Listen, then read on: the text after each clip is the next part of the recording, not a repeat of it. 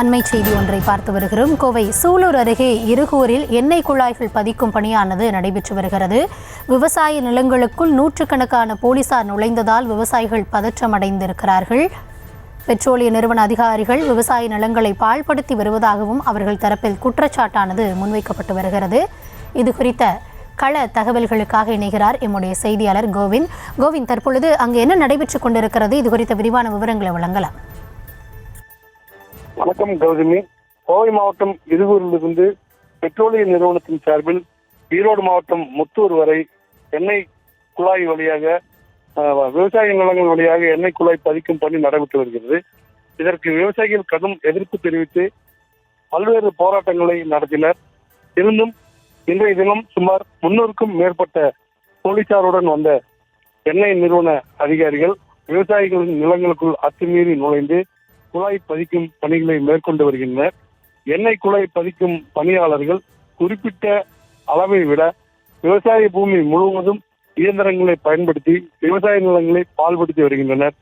போலீசார் அதிக அளவில் குவிக்கப்பட்டதால் தங்களுடைய சொந்த விவசாய பூமி கூட செல்ல முடியாத நிலை விவசாயிகளுக்கு ஏற்பட்டுள்ளது. இவர்கள் அனைவரும் அருகில் உள்ள விவசாயி ஒருவர் வீட்டில் தஞ்சமடைந்து தற்போது மேற்படி என்ன நடவடிக்கைகள் எடுக்கலாம் என்று யோசனை செய்து வருகின்றனர். இதனால் அங்கு பரபரப்பான சூழல் நிலவி வருகிறது. தற்போதைய விவரங்களுக்கு நன்றி கோவிந்தராஜ்.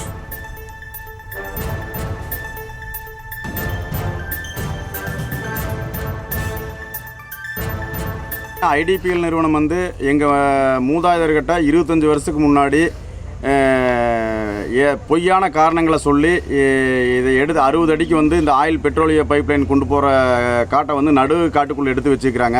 இதனால் அந்த 25 வருஷமாக எங்களுக்கு ஒரு லோன் வாங்க முடியறதில்ல. எங்கள் வாழ்வாதாரம் மேம்படுறதுக்கு உண்டான எந்த ஒரு முன்னேற்பாட்டுக்குமே இந்த பைப்லைன் போகிறதுனால எங்களுக்கு ஒரு பிரயோஜனம் இல்லாமல் இந்த காடு சும்மா வெறுங்காட்டை பார்த்துட்டு கிடந்துட்டு இருக்கிறோம். இப்போ மறுபடியும் ஊருக்கும் வடவரம் காடாம்படியில் ஊருக்கும் வடவரத்தில் எங்கள் பூமிக்குள்ளே லைன் போகுதுங்க.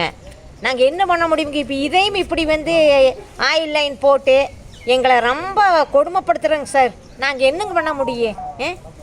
இப்படியெல்லாம் பண்ணின இந்த விவசாயிகளை நாங்கள் எங்களுக்கு இருக்கிறதா அந்த பூமி ஒன்று தான். செய்திகளை உடனுக்குடனும் துல்லியமாகவும் தெரிந்து கொள்ள சப்ஸ்கிரைப் பண்ணுங்கள்.